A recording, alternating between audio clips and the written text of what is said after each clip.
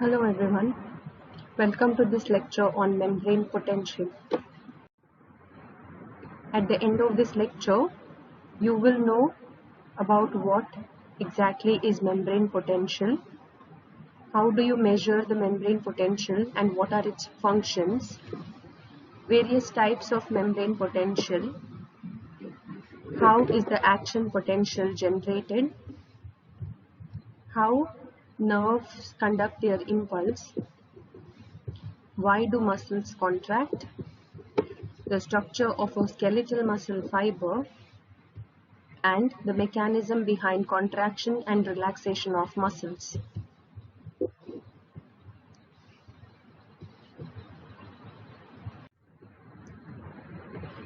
Membrane potential is also called as the transmembranal potential or membrane voltage.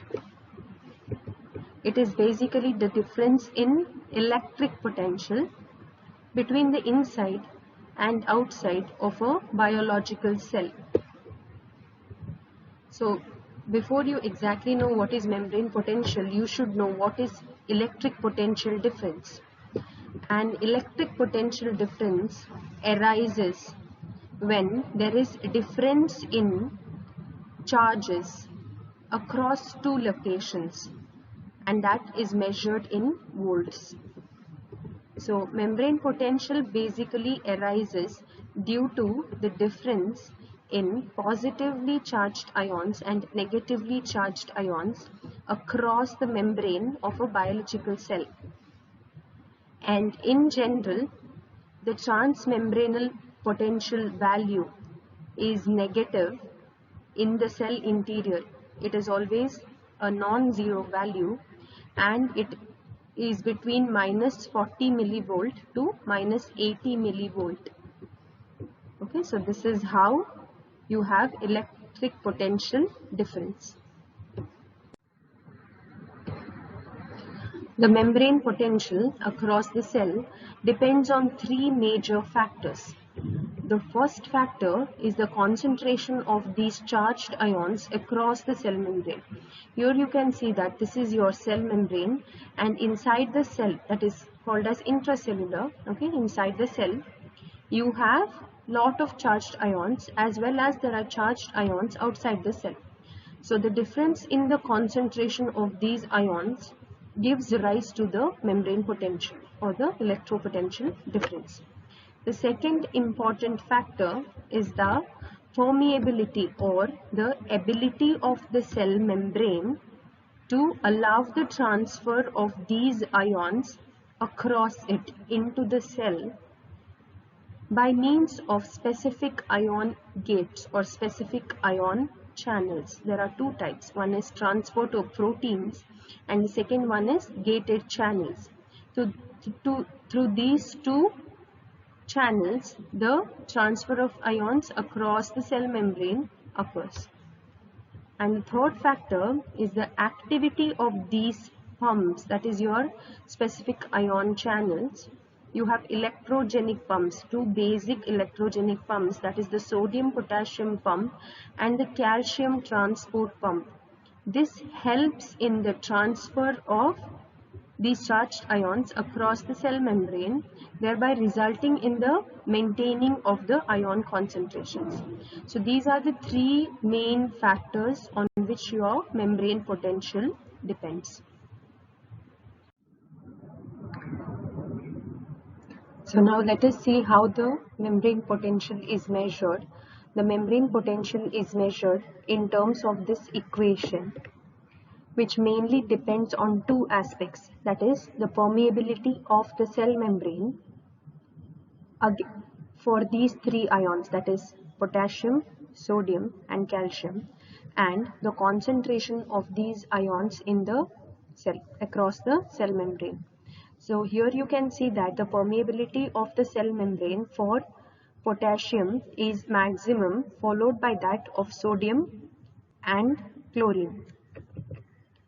So from this equation, you can measure the net potential, net membrane potential for all the ions.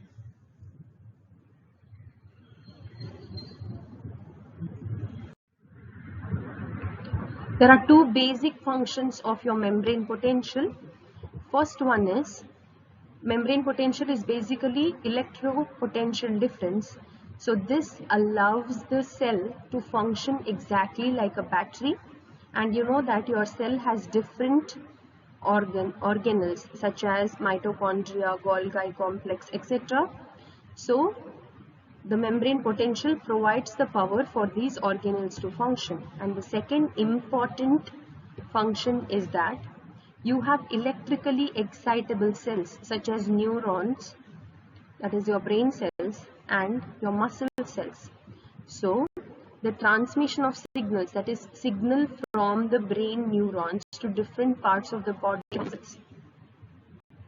is given because of arising of this membrane potential. Okay, so these are the two important applications or functions of membrane potential in the body. So now let us go to the types of membrane potential.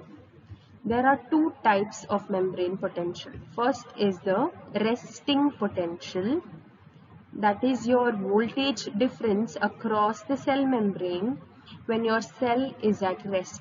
So that resting potential value is usually minus 70 millivolt. So when your cell is resting, that is when it is not functioning, you have one voltage difference that is present across the membrane, that is called as the resting potential. The second type is called as the action potential. So when your membrane is disturbed from resting, it develops in a positive potential, that is around plus 30 millivolt, and that is called as action potential. And because of this action potential, the signals are transmitted from the neurons to the different parts of the body. So the generation of this action potential occurs in three main phases or three main stages. The first one is called as depolarization. Second is called as the repolarization, and the last one is a refractory period. So your neurons generate action potential, that is for conduction of nerve impulses, whereas in case of muscle cells, the muscles contract because of this action potential. So now let us see what are the three different stages in which an action potential is generated. The first one, like I said, is depolarization. Okay, you know that when your cell is resting, you have the resting potential, which is about minus 70 millivolt. So in the process of depolarization, what happens is there is a change in the membrane potential, and from a value of minus 70 millivolt, it changes to plus 30 millivolt. That is, the negative potential changes to a positive internal potential. So how does that happen? Now you have a nerve cell. This part of the nerve cell, the hairy fibrous thing that you can see, are called as the dendrites. So the signal is initiated in the dendrites, and what happens is this part of the nerve cell are called as the axons.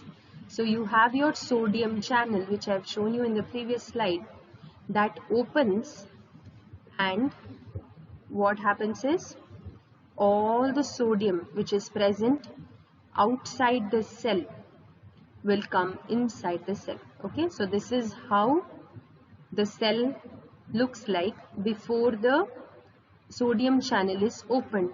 Here you can see that there are more amount of K negative ions inside, as a result of which, K positive ions inside, because of which minus 70 millivolt is the potential difference. Now what happens is, because of the signal arising in the dendrites, the sodium channel opens and lot of sodium ions enter inside the cell, resulting in a positive potential, that is plus 30 millivolt, because more of positively charged sodium ions come inside.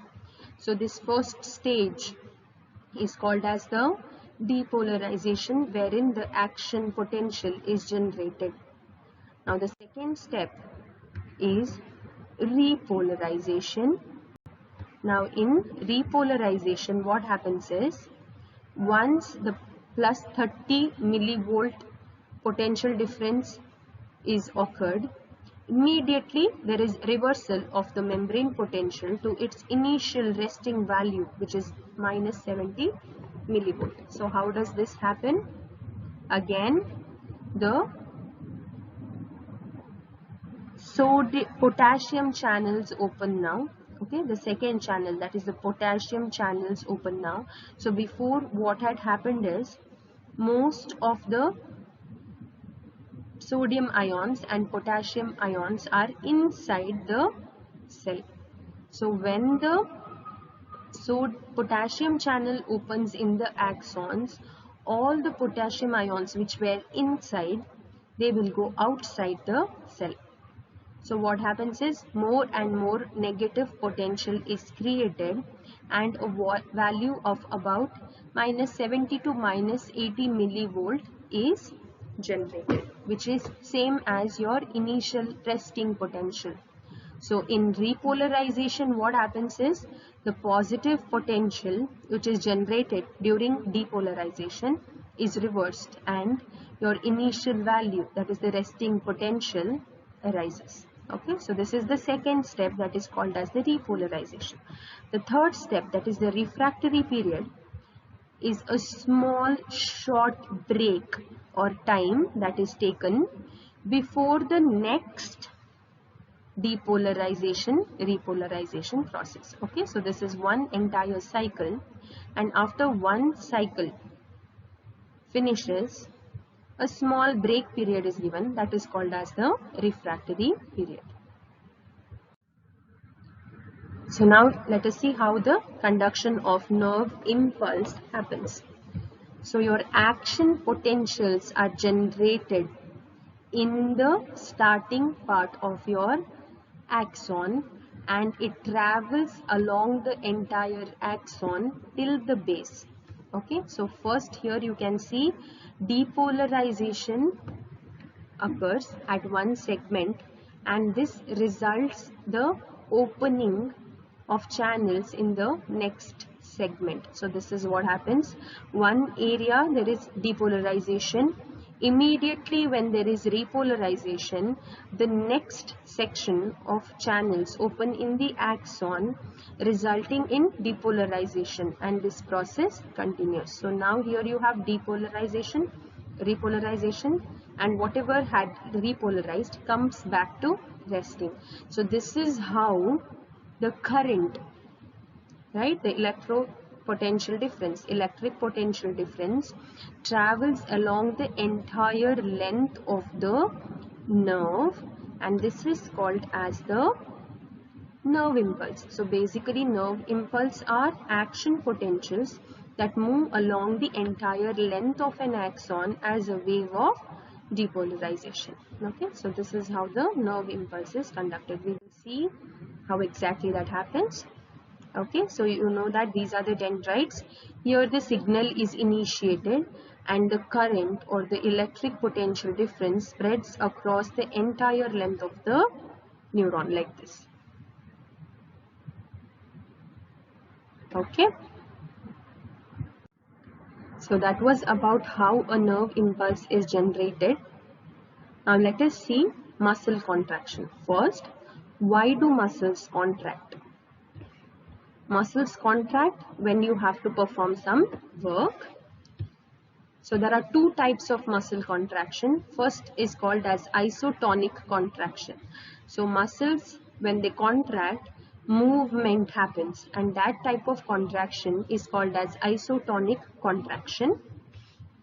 Second type of contraction, that is isometric contraction, is involuntary contraction of the muscles, and you don't have resulting movement in that case. So your isotonic contraction, it can be of two types. First is concentric isotonic contraction. Here your muscle shortens as the fibers contract. Second one is eccentric. Here, the muscle lengthens as the fibers contract. So there are two basic types of isotonic contraction. Isotonic contraction is contraction of muscles too.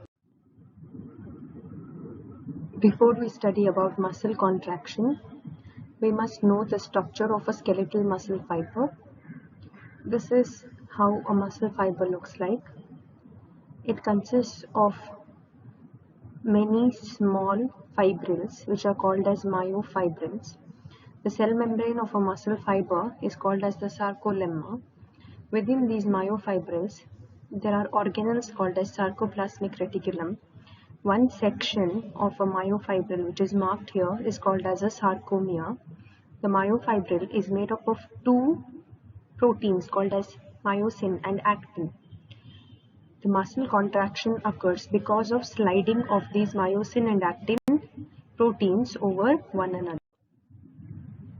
So let us see the mechanism of contraction and relaxation of muscles. The actin and myosin slides past one another, resulting in the shortening of the sarcomere. That one section which was marked, that sarcomere shortens. So when this sarcomere shortens, the entire myofibrils shorten, resulting in the shortening of the entire muscle, and this is called as contraction. So relaxation refers to the reverse process. The muscles elongate, that is, they come back to their normal position. That happens because of elongation of sarcomeres and myofibrils, which is because of the actin and myosin reaching their original positions. So now let us see how do the muscles contract. Okay, when you want the muscles, when the muscles have to contract, the motor neurons which are present in the brain, they send a signal, that is the nerve impulse, conduction of nerve impulse by generation of action potential to the muscle, resulting in muscle contraction. There is a region in between the motor neuron and the muscle fiber wherein a contact is established between both. That is called as the neuromuscular junction.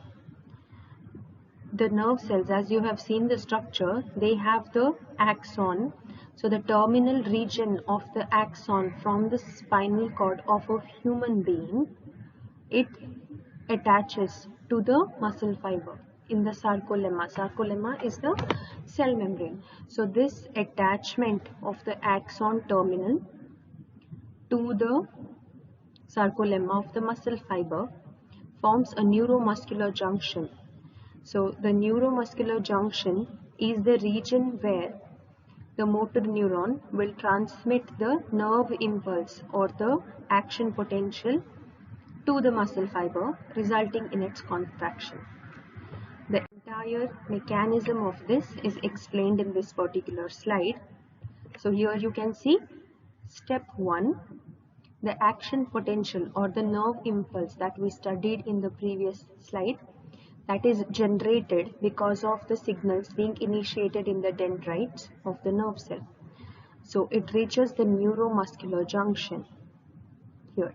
So when it reaches the neuromuscular junction, the calcium ions which are present outside this axon, they will enter into the presynaptic terminal. This is called as the presynaptic terminal, that is the base of the axon. So these calcium ions open and all the calcium enters into the presynaptic terminal. So when the calcium enters the presynaptic terminal, it results in the opening of these presynaptic vessels. Now inside the presynaptic vessels, you have a neurotransmitter, that is acetylcholine. So this acetylcholine is released and this initiates the opening of the sodium channels. So when the sodium channels are opened, you can see the pink colored sodium ions. So these sodium ions enter inside the muscle cell, resulting in the generation of action potential.